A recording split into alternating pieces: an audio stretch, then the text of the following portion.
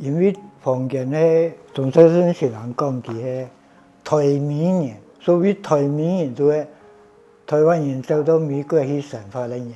王建书去美国生活长久以后，还咧对故乡、对土地的认同跟认识，还咧非常的怀念。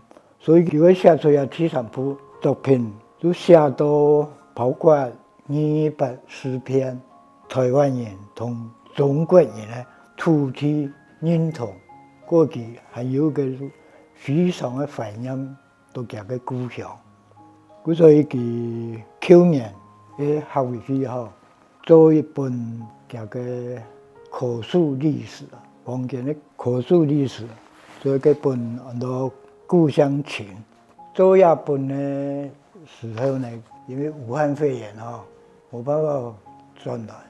所以要所有的样片、样品全部就会透过台湾、美国这样做网络上做出来的。佢对台湾的怀念、对故乡的认同，是非常的深刻的不过花了差不多1年的时间将同个本书做好。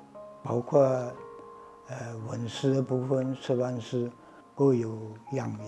第3部落土的番薯，佢用番薯表示台湾人的一种土地认同的一种方式。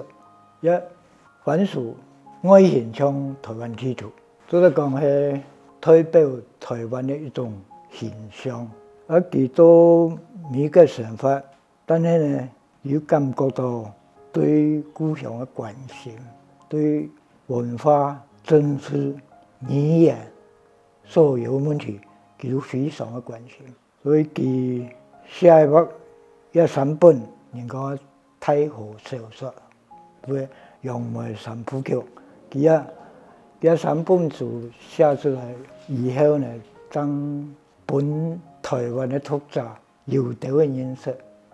因为佢特别都还没出国以前，到台湾当时读者认识佢，到过去美国以后，佢差不多编辑写作有几10年了，以后将重新来写。所以一部书呢，是佢最重要的一个著作。就去年将得到国家文艺奖，等于讲将开始本台湾的较多的读者的认识。